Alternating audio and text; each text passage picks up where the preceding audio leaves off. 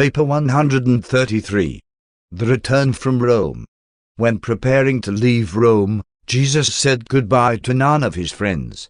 The scribe of Damascus appeared in Rome without announcement and disappeared in like manner. It was a full year before those who knew and loved him gave up hope of seeing him again.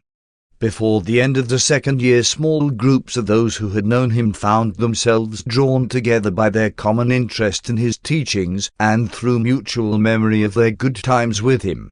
And these small groups of Stoics, Cynics, and mystery cultists continued to hold these irregular and informal meetings right up to the time of the appearance in Rome of the first preachers of the Christian religion. Gonod and Gunid had purchased so many things in Alexandria and Rome that they sent all their belongings on ahead by pack train to Tarentum, while the three travellers walked leisurely across Italy over the great Appian Way. On this journey they encountered all sorts of human beings. Many noble Roman citizens and Greek colonists lived along this road, but already the progeny of great numbers of inferior slaves were beginning to make their appearance. One day while resting at lunch, about halfway to Tarentum, Gunid asked Jesus a direct question as to what he thought of India's caste system. Says Jesus, though human beings differ in many ways, the one from another, before God and in the spiritual world all mortals stand on an equal footing. There are only two groups of mortals in the eyes of God, those who desire to do his will and those who do not. As the universe looks upon an inhabited world, it likewise discerns two great classes, those who know God and those who do not. Those who cannot know God are reckoned among the animals of any given realm. Mankind can appropriately be divided into many classes in accordance with differing qualifications, as they may be viewed physically, mentally, socially, vocationally, or morally, but as these different classes of mortals appear before the judgment bar of God, they stand on an equal footing. God is truly no respecter of persons. Although you cannot escape the recognition of differential human abilities and endowments in matters intellectual, social, and moral, you should make no such distinctions in the spiritual brotherhood of men when assembled for worship in the presence of God. 1. Mercy and justice. A very interesting incident occurred one afternoon by the roadside as they neared Tarentum. They observed a rough and bullying youth brutally attacking a smaller lad. Jesus hastened to the assistance of the assaulted youth, and when he had rescued him, he tightly held on to the offender until the smaller lad had made his escape. The moment Jesus released the little bully, Gunid pounced upon the boy and began soundly to thrash him, and to Gunid's astonishment Jesus promptly interfered. After he had restrained Gunid and permitted the frightened boy to escape, the young man, as soon as he got his breath, excitedly exclaimed, "One cannot understand you, teacher. If mercy requires that you rescue the smaller lad, does not justice demand the punishment of the larger and offending youth?" In answering, Jesus said, "Gunid, it is true, you do not understand. Mercy ministry is always the work of the individual, but justice punishment is the function of the social, governmental, or universe administrative groups. As an individual one am beholden to show mercy. One must go to the rescue of the assaulted lad, and in all consistency one may employ sufficient force to restrain the aggressor. And that is just what one did. One achieved the deliverance of the assaulted lad. That was the end of mercy ministry.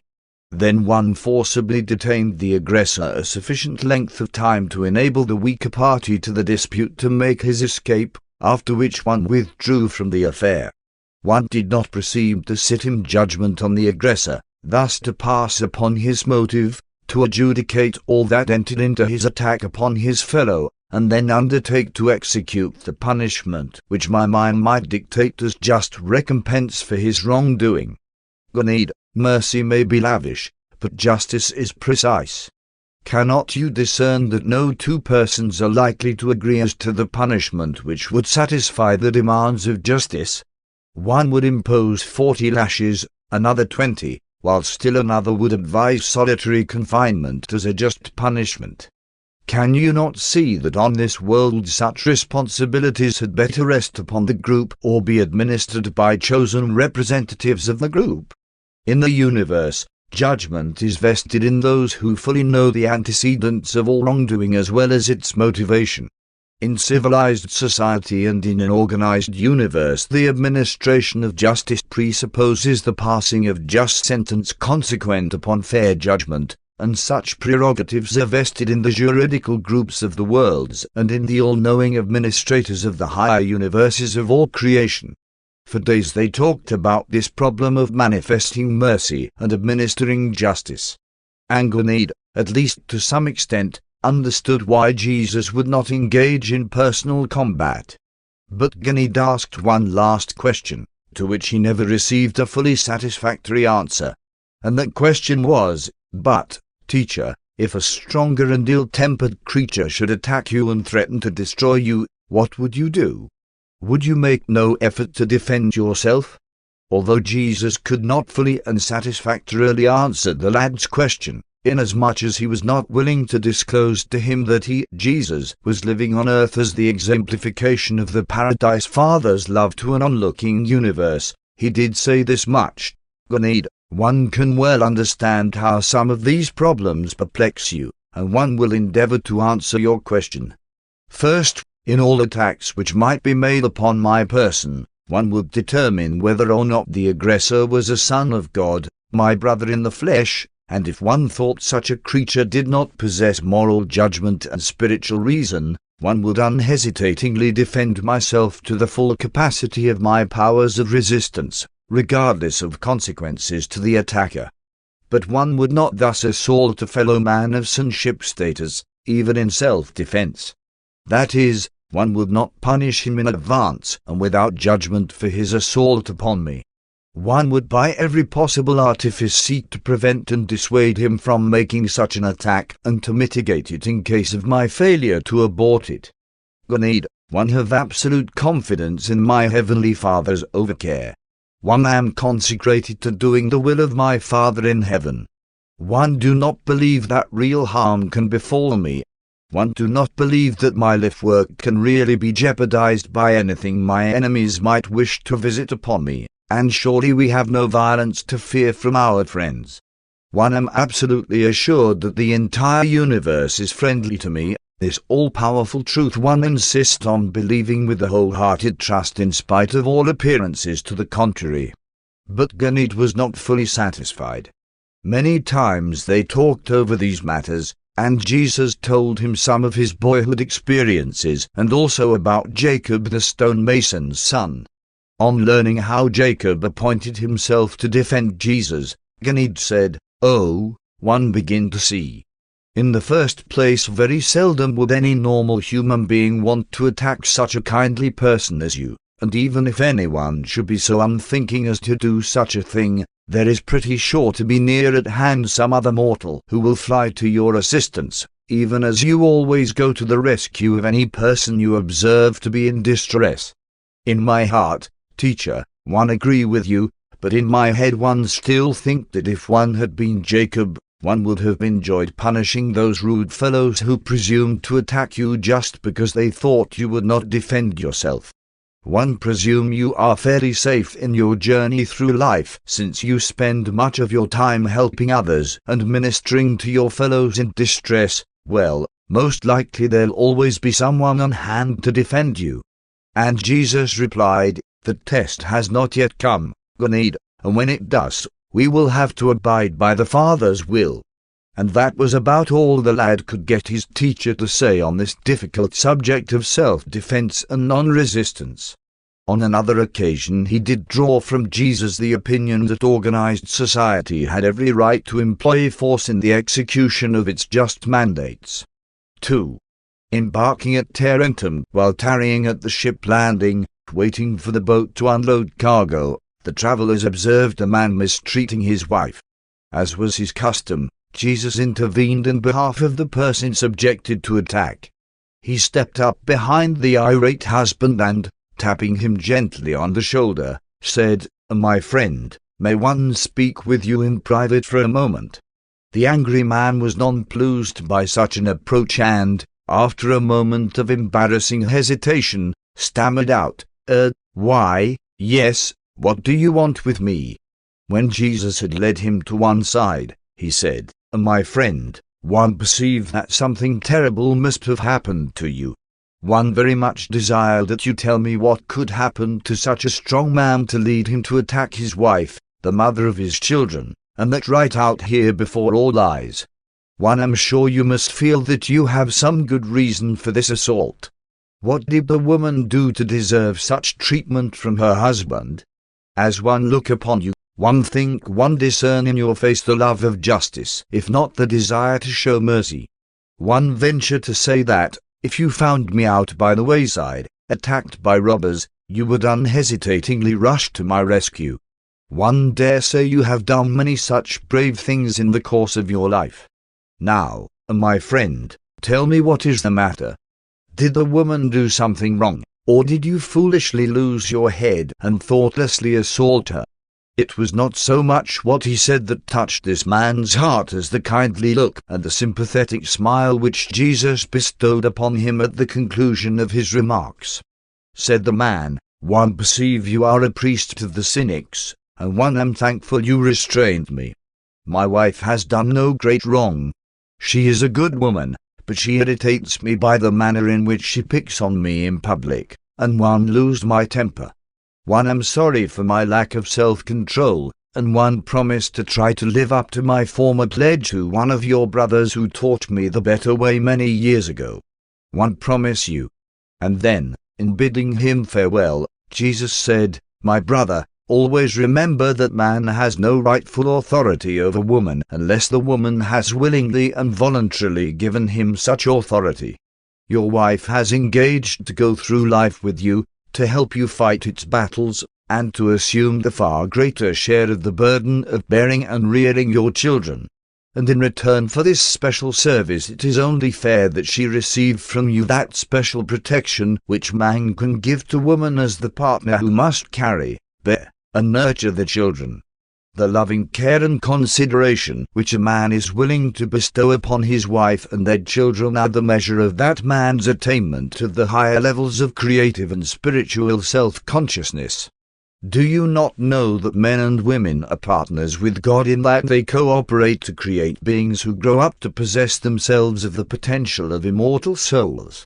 The Father in heaven treats the Spirit Mother of the children of the universe as one equal to himself. It is godlike to share your life and all that relates thereto on equal terms with the mother partner who so fully shares with you that divine experience of reproducing yourselves in the lives of your children. If you can only love your children as God loves you, you will love and cherish your wife as the Father in heaven honors and exalts the infinite Spirit, the mother of all the spirit children of a vast universe. As they went on board the boat, they looked back upon the scene of the teary-eyed couple standing in silent embrace. Having heard the latter half of Jesus' message to the man, Gonod was all day occupied with meditations thereon, and he resolved to reorganize his home when he returned to India. The journey to Nicopolis was pleasant but slow as the wind was not favorable. The three spent many hours recounting their experiences in Rome and reminiscing about all that had happened to them since they first met in Jerusalem. Gonod was becoming imbued with the spirit of personal ministry. He began work on the steward of the ship, but on the second day, when he got into deep religious water, he called on Joshua to help him out. They spent several days at Nicopolis, the city which Augustus had founded some 50 years before as the City of Victory, in commemoration of the Battle of Actium, this site being the land whereon he camped with his army before the battle. They lodged in the home of one Urami, a Greek proselyte of the Jewish faith, whom they had met on shipboard. The Apostle Paul spent all winter with the son of Urami in the same house in the course of his third missionary journey. From Nicopolis they sailed on the same boat for Corinth, the capital of the Roman province of Achaia. 3. At Corinth, by the time they reached Corinth, Gonod was becoming very much interested in the Jewish religion, and so it was not strange that, one day as they passed the synagogue and saw the people going in, he requested Jesus to take him to the service. That day they heard a learned rabbi discourse on the destiny of Israel, and after the service they met one Crispus, the chief ruler of the synagogue. Many times they went back to the synagogue services, but chiefly to meet Crispus. Ganid grew to be very fond of Crispus, his wife, and their family of 5 children. He much enjoyed observing how a Jew conducted his family life. While Ganid studied family life, Jesus was teaching Crispus the better ways of religious living. Jesus held more than 20 sessions with this forward-looking Jew, and it is not surprising, years afterward, when Paul was preaching in this very synagogue, and when the Jews had rejected his message and had voted to forbid his further preaching in the synagogue, and when he then went to the Gentiles, that Crispus with his entire family embraced the new religion, and that he became one of the chief supports of the Christian church which Paul subsequently organized at Corinth. During the 18 months Paul preached in Corinth, being later joined by Silas and Timothy, he met many others who had been taught by the Jewish tutor of the son of an Indian merchant. At Corinth they met people of every race hailing from 3 continents. Next to Alexandria and Rome, it was the most cosmopolitan city of the Mediterranean Empire. There was much to attract one's attention in this city, and Ganid never grew weary of visiting the citadel which stood almost 2,000 feet above the sea. He also spent a great deal of his spare time about the synagogue and in the home of Crispus. He was at first shocked, and later on charmed, by the status of woman in the Jewish home. It was a revelation to this young Indian. Jesus and Ganid were often guests in another Jewish home, that of Justus, a devout merchant, who lived alongside the synagogue. And many times, subsequently, when the Apostle Paul sojourned in this home, did he listen to the recounting of these visits with the Indian lad and his Jewish tutor, while both Paul and Justus wondered whatever became of such a wise and brilliant Hebrew teacher. When in Rome, Ganid observed that Jesus refused to accompany them to the public baths.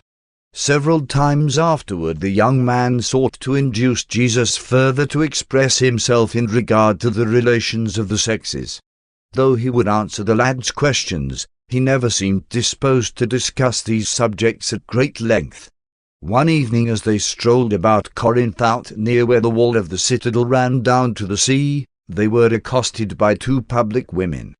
Ganid had imbibed the idea, and rightly, that Jesus was a man of high ideals, and that he abhorred everything which partook of uncleanness or savoured of evil. Accordingly he spoke sharply to these women and rudely motioned them away. When Jesus saw this, he said to Ganid, "You mean well, but you should not presume thus to speak to the children of God, even though they chance to be his erring children. Who are we that we should sit in judgment on these women? Do you happen to know all of the circumstances which led them to resort to such methods of obtaining a livelihood?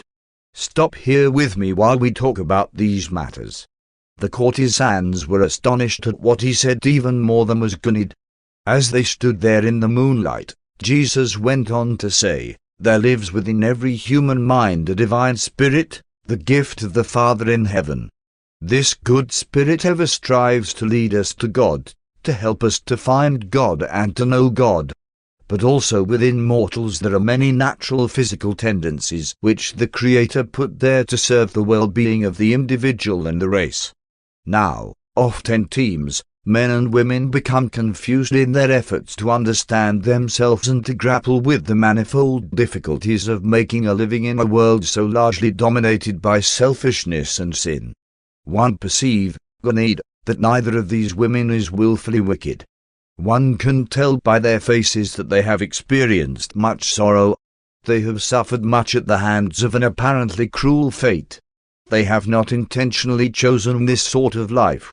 They have, in discouragement bordering on despair, surrendered to the pressure of the hour and accepted this distasteful means of obtaining a livelihood as the best way out of a situation that to them appeared hopeless. Ganid, some people are really wicked at heart. They deliberately choose to do mean things, but, tell me, as you look into these now tear-stained faces, do you see anything bad or wicked? And as Jesus paused for his reply, Ganid's voice choked up as he stammered out his answer. "No, teacher, one do not. And one apologize for my rudeness to them, one crave their forgiveness." Then said Jesus, "And one bespeak for them that they have forgiven you, as one speak for my Father in heaven that he has forgiven them. Now all of you come with me to a friend's house where we will seek refreshment and plan for the new and better life ahead." Up to this time the amazed women had not uttered a word. They looked at each other and silently followed as the men led the way.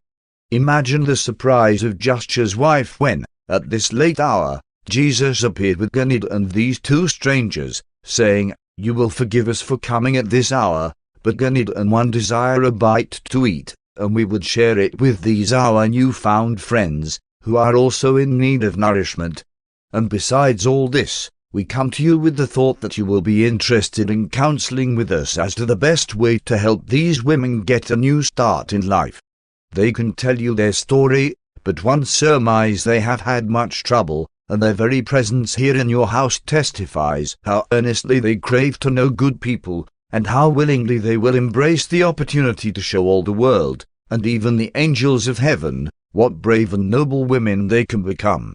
When Martha, Justus' wife, had spread the food on the table, Jesus, taking unexpected leave of them, said, "As it is getting late, and since the young man's father will be awaiting us, we pray to be excused while we leave you here together, 3 women, the beloved children of the Most High. And one will pray for your spiritual guidance while you make plans for a new and better life on earth and eternal life in the great beyond." Thus did Jesus and Ganid take leave of the women. So far the 2 courtesans had said nothing. Likewise was Ganid speechless. And for a few moments so was Martha, but presently she rose to the occasion and did everything for these strangers that Jesus had hoped for. The elder of these 2 women died a short time thereafter, with bright hopes of eternal survival, and the younger woman worked at Justus' place of business and later became a lifelong member of the first Christian church in Corinth. Several times in the home of Crispus, Jesus and Ganid met one Gaius, who subsequently became a loyal supporter of Paul.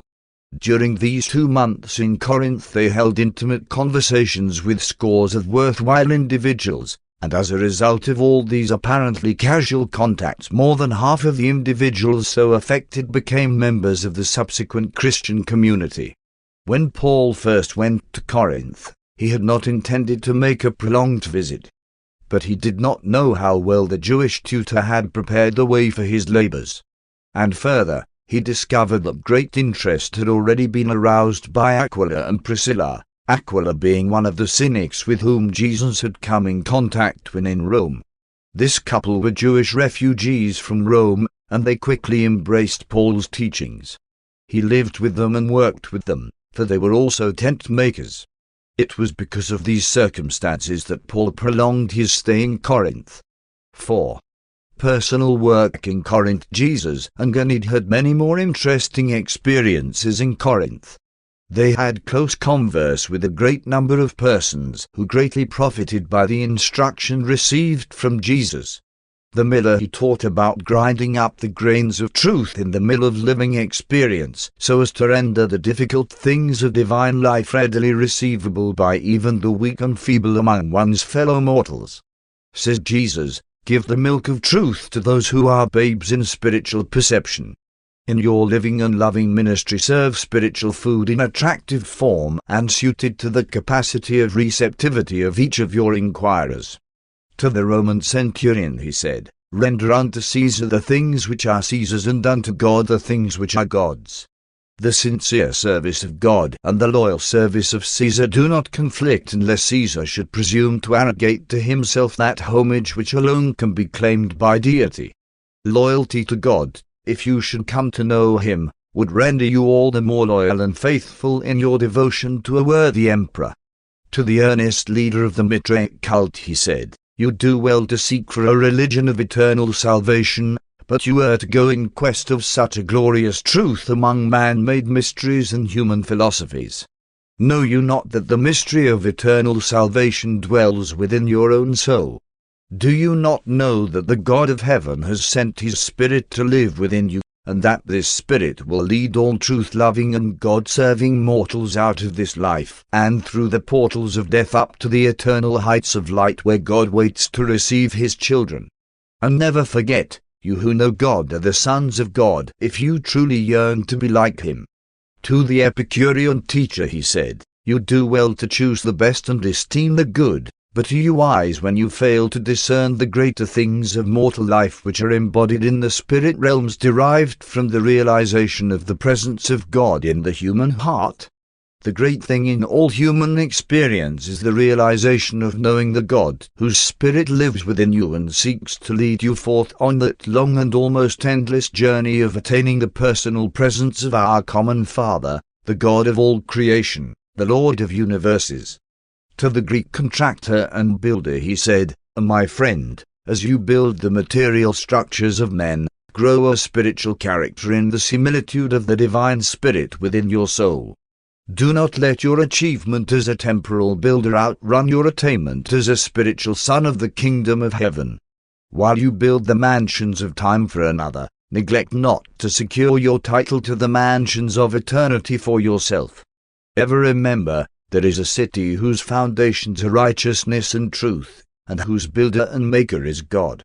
To the Roman judge he said, as you judge men, remember that you yourself will also someday come to judgment before the bar of the rulers of a universe.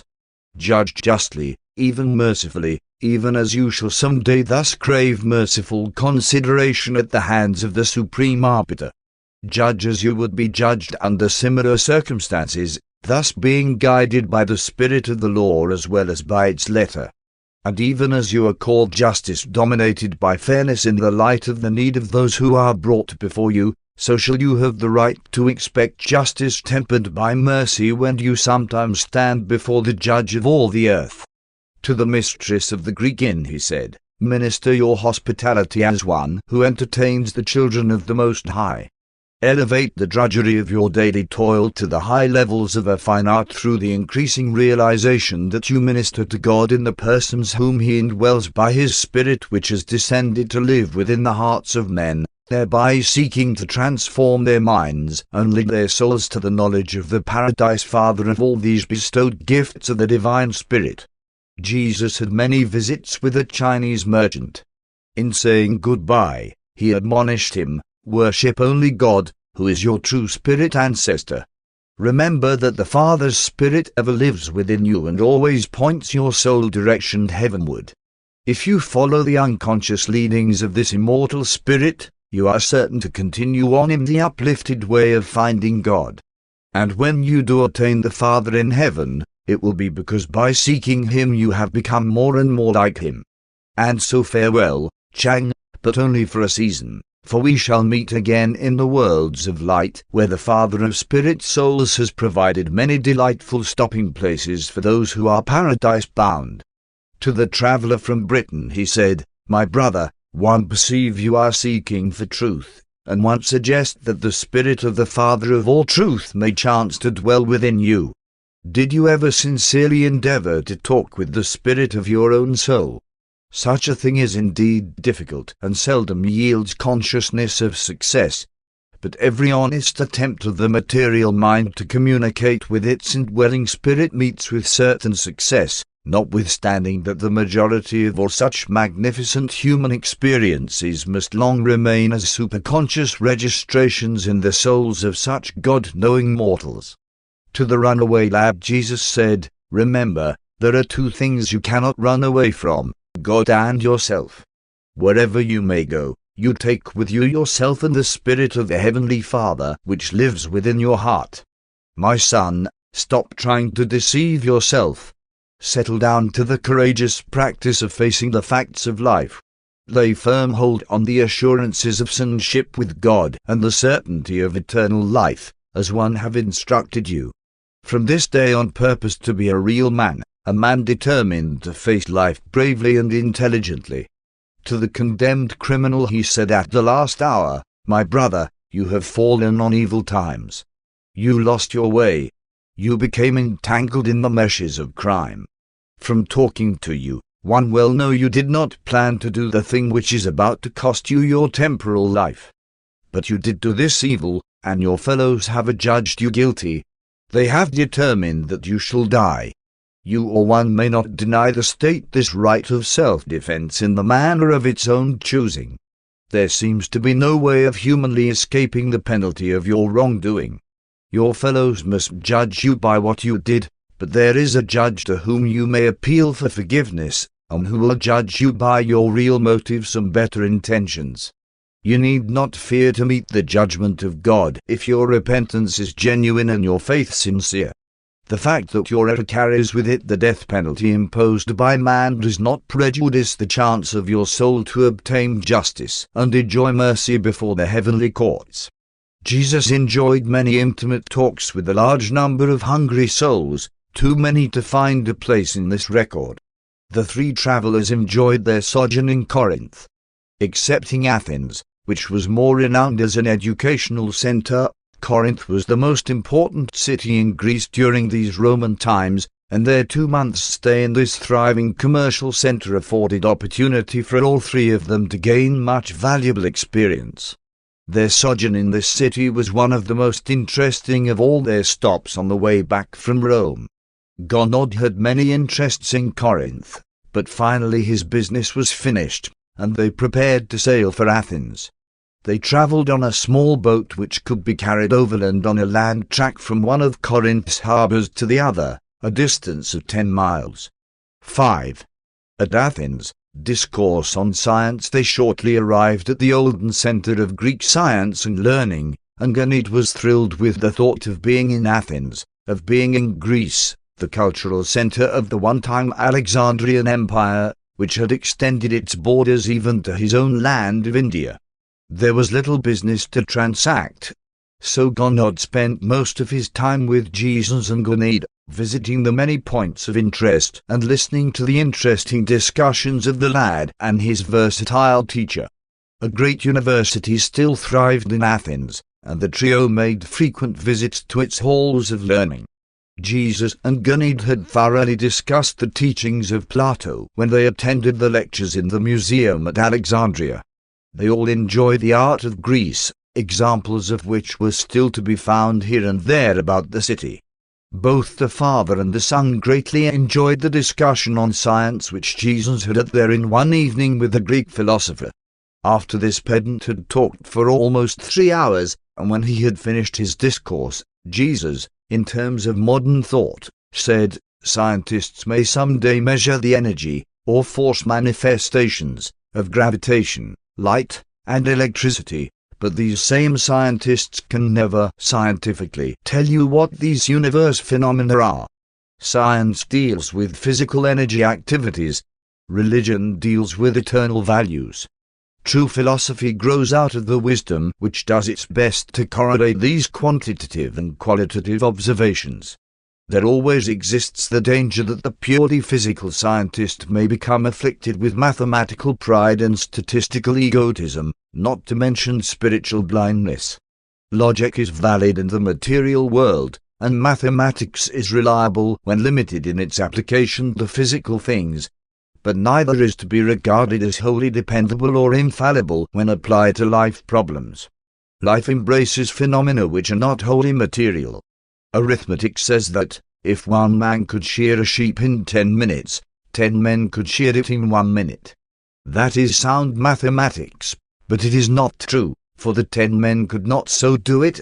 They would get in one another's way so badly that the work would be greatly delayed. Mathematics asserts that, if one person stands for a certain unit of intellectual and moral value, 10 persons would stand for 10 times this value. But in dealing with human personality it would be nearer the truth to say that such a personality association is a sum equal to the square of the number of personalities concerned in the equation rather than the simple arithmetical sum. A social group of human beings in coordinated working harmony stands for a force far greater than the simple sum of its parts. Quantity may be identified as a fact, thus becoming a scientific uniformity. Quality, being a matter of mind interpretation, represents an estimate of values and must, therefore, remain an experience of the individual. When both science and religion become less dogmatic and more tolerant of criticism, philosophy will then begin to achieve unity in the intelligent comprehension of the universe. There is unity in the cosmic universe if you could only discern its workings in actuality. The real universe is friendly to every child of the eternal God. The real problem is, how can the finite mind of man achieve a logical, true, and corresponding unity of thought? This universe-knowing state of mind can be had only by conceiving that the quantitative fact and the qualitative value have a common causation in the Paradise Father. Such a conception of reality yields a broader insight into the purposeful unity of universe phenomena. It even reveals a spiritual goal of progressive personality achievement. And this is a concept of unity which can sense the unchanging background of a living universe of continually changing impersonal relations and evolving personal relationships. Matter and spirit and the state intervening between them are three interrelated and interassociated levels of the true unity of the real universe. Regardless of how divergent the universe phenomena of fact and value may appear to be, they are, after all, unified in the supreme reality of material existence attaches to unrecognized energy as well as to visible matter. When the energies of the universe are so slowed down that they acquire the requisite degree of motion, then, under favorable conditions, these same energies become mass. And forget not, the mind which can alone perceive the presence of apparent realities is itself also real. And the fundamental cause of this universe of energy, mass, mind, and spirit, is eternal. It exists and consists in the nature and reactions of the Universal Father and His absolute coordinates. They were all more than astounded at the words of Jesus, and when the Greek took leave of them, he said, "At last my eyes have beheld a Jew who thinks something besides racial superiority and talks something besides religion." And they retired for the night. The sojourn in Athens was pleasant and profitable, but it was not particularly fruitful in its human contacts. Too many of the Athenians of that day were either intellectually proud of their reputation of another day, or mentally stupid and ignorant, being the offspring of the inferior slaves of those earlier periods when there was glory in Greece and wisdom in the minds of its people. Even then, there were still many keen minds to be found among the citizens of Athens. 6. At Ephesus, discourse on the soul. On leaving Athens, the travellers went by way of Troas to Ephesus, the capital of the Roman province of Asia. They made many trips out to the famous temple of Artemis of the Ephesians, about 2 miles from the city. Artemis was the most famous goddess of all Asia Minor and a perpetuation of the still earlier mother goddess of ancient Anatolian times. The crude idol exhibited in the enormous temple dedicated to her worship was reputed to have fallen from heaven. Not all of Ganid's early training to respect images as symbols of divinity had been eradicated, and he thought it best to purchase a little silver shrine in honor of this fertility goddess of Asia Minor. That night they talked at great length about the worship of things made with human hands. On the 3rd day of their stay they walked down by the river to observe the dredging of the harbor's mouth. At noon they talked with a young Phoenician who was homesick and much discouraged. But most of all he was envious of a certain young man who had received promotion over his head. Jesus spoke comforting words to him and quoted the olden Hebrew proverb, "A man's gift makes room for him and brings him before great men." Of all the large cities they visited on this tour of the Mediterranean, they here accomplished the least of value to the subsequent work of the Christian missionaries. Christianity secured its start in Ephesus largely through the efforts of Paul, who resided here more than 2 years, making tents for a living and conducting lectures on religion and philosophy each night in the main audience chamber of the school of Tyrannus. There was a progressive thinker connected with this local school of philosophy, and Jesus had several profitable sessions with him.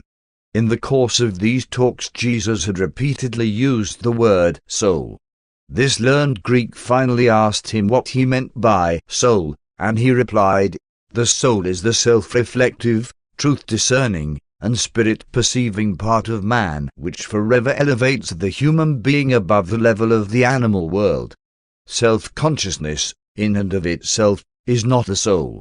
Moral self-consciousness is true human self-realization and constitutes the foundation of the human soul, and the soul is that part of man which represents the potential survival value of human experience. Moral choice and spiritual attainment, the ability to know God and the urge to be like Him, are the characteristics of the soul. The soul of man cannot exist apart from moral thinking and spiritual activity. A stagnant soul is a dying soul. But the soul of man is distinct from the divine spirit which dwells within the mind.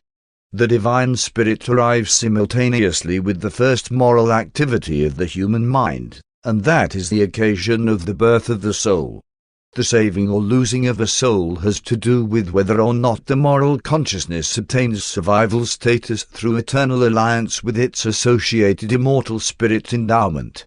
Salvation is the spiritualization of the self-realization of the moral consciousness, which thereby becomes possessed of survival value. All forms of soul conflict consist in the lack of harmony between the moral, or spiritual, self-consciousness and the purely intellectual self-consciousness. The human soul, when matured, ennobled, and spiritualized, approaches the heavenly status in that it comes near to being an entity intervening between the material and the spiritual, the material self and the divine spirit. The evolving soul of a human being is difficult of description and more difficult of demonstration because it is not discoverable by the methods of either material investigation or spiritual proving. Material science cannot demonstrate the existence of a soul, neither can pure spirit testing. Notwithstanding the failure of both material science and spiritual standards to discover the existence of the human soul, every morally conscious mortal knows of the existence of his soul as a real and actual personal experience. 7. The Sojourn at Cyprus. Discourse on Mind. Shortly the travellers set sail for Cyprus, stopping at Rhodes. They enjoyed the long water voyage and arrived at their island destination much rested in body and refreshed in spirit. It was their plan to enjoy a period of real rest and play on this visit to Cyprus as their tour of the Mediterranean was drawing to a close. They landed at Paphos and at once began the assembly of supplies for their sojourn of several weeks in the nearby mountains. On the third day after their arrival they started for the hills with their well-loaded pack animals. For 2 weeks the trio greatly enjoyed themselves, and then, without warning, young Ganid was suddenly taken grievously ill. For 2 weeks he suffered from a raging fever, oftentimes becoming delirious.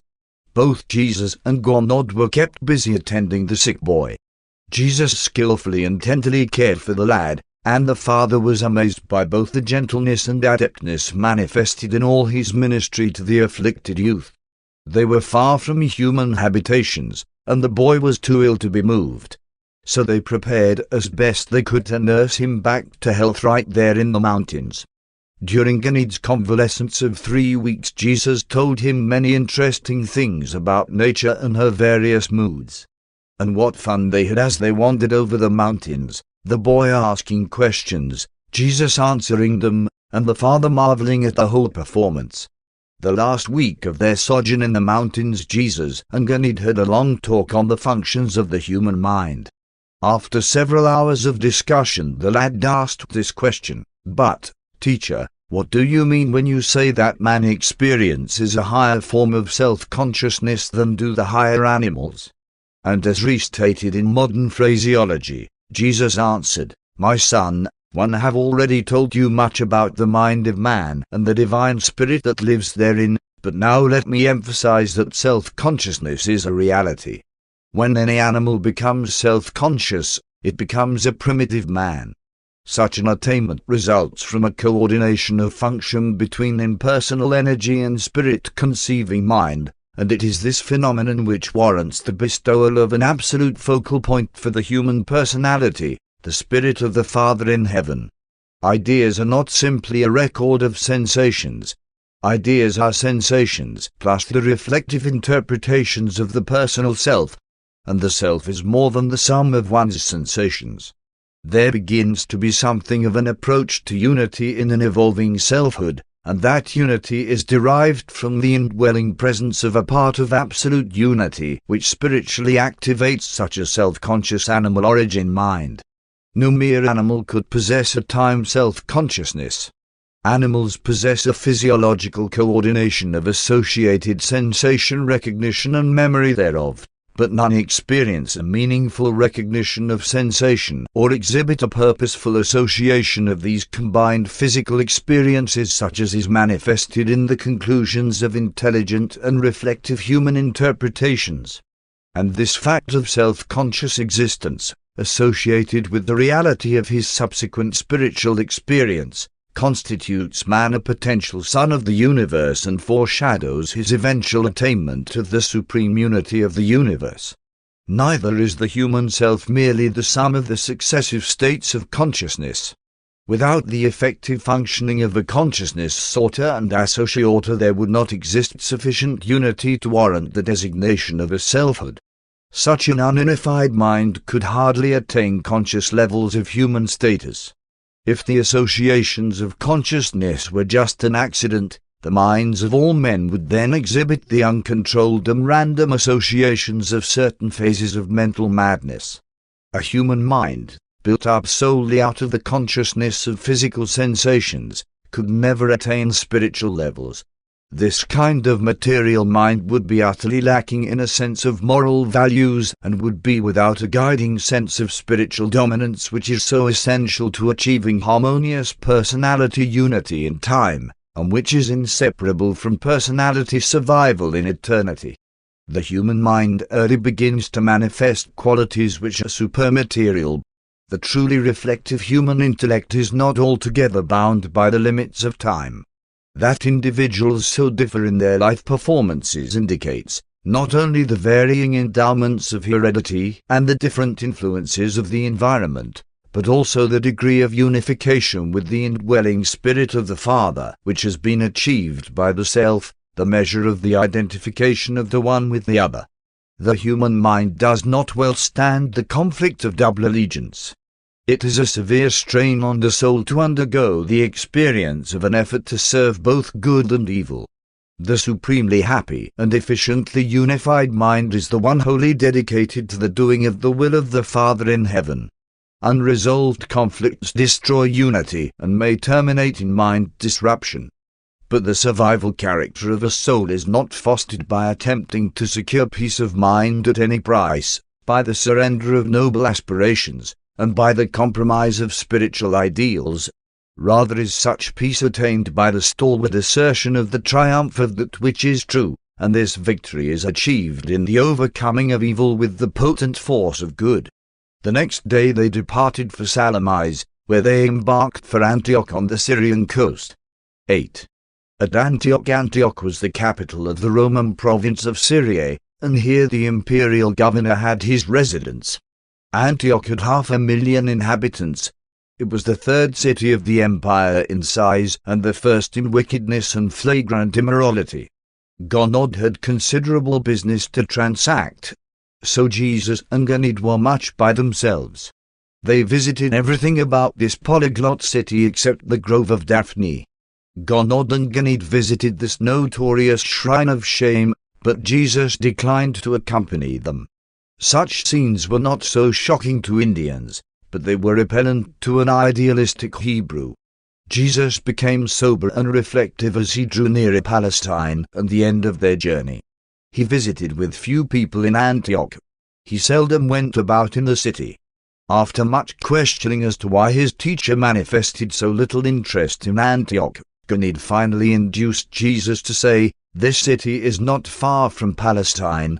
Maybe one shall come back here sometime." Ganid had a very interesting experience in Antioch. This young man had proved himself an apt pupil and already had begun to make practical use of some of Jesus' teachings. There was a certain Indian connected with his father's business in Antioch who had become so unpleasant and disgruntled that his dismissal had been considered. When Ganid heard this, he betook himself to his father's place of business and held a long conference with his fellow countrymen. This man felt he had been put at the wrong job. Ganid told him about the Father in heaven and in many ways expanded his views of religion. But of all that Ganid said, the quotation of a Hebrew proverb did the most good, and that word of wisdom was, "Whatsoever your hand finds to do, do that with all your might." After preparing their luggage for the camel caravan, they passed on down to Sidon and thence over to Damascus, and after 3 days they made ready for the long trek across the desert sands. 9. In Mesopotamia, the caravan trip across the desert was not a new experience for these much-traveled men. After Ganid had watched his teacher help with the loading of their 20 camels and observed him volunteer to drive their own animal, he exclaimed, "Teacher, is there anything that you cannot do?" Jesus only smiled, saying, "The teacher surely is not without honor in the eyes of a diligent pupil." And so they set forth for the ancient city of Ur. Jesus was much interested in the early history of Ur, the birthplace of Abraham, and he was equally fascinated with the ruins and traditions of Susa, so much so that Ganid and Ganid extended their stay in these parts 3 weeks in order to afford Jesus more time to conduct his investigations and also to provide the better opportunity to persuade him to go back to India with them. It was at Ur that Ganid had a long talk with Jesus regarding the difference between knowledge, wisdom, and truth. And he was greatly charmed with the saying of the Hebrew wise man, "Wisdom is the principal thing. Therefore get wisdom. With all your quest for knowledge, get understanding. Exalt wisdom and she will promote you. She will bring you to honor if you will but embrace her." At last the day came for the separation. They were all brave, especially the lad, but it was a trying ordeal. They were tearful of eye but courageous of heart. In bidding his teacher farewell, Ganid said, "Farewell, teacher, but not forever. When one come again to Damascus, one will look for you. One love you, for one think the Father in heaven must be something like you. At least one know you are much like what you have told me about him. One will remember your teaching, but most of all, one will never forget you." Said the Father, "Farewell to a great teacher, one who has made us better and helped us to know God." And Jesus replied, "Peace be upon you, and may the blessing of the Father in heaven ever abide with you." And Jesus stood on the shore and watched as the small boat carried them out to their anchored ship. Thus the Master left his friends from India at Carax, never to see them again in this world. Nor were they, in this world, ever to know that the man who later appeared as Jesus of Nazareth was this same friend they had just taken leave of, Joshua their teacher. In India, Ganid grew up to become an influential man, a worthy successor of his eminent father, and he spread abroad many of the noble truths which he had learned from Jesus, his beloved teacher. Later on in life, when Ganid heard of the strange teacher in Palestine who terminated his career on a cross, though he recognized the similarity between the gospel of this Son of Man and the teachings of his Jewish tutor, it never occurred to him that these two were actually the same person. Thus ended that chapter in the life of the Son of Man which might be termed the mission of Joshua the teacher.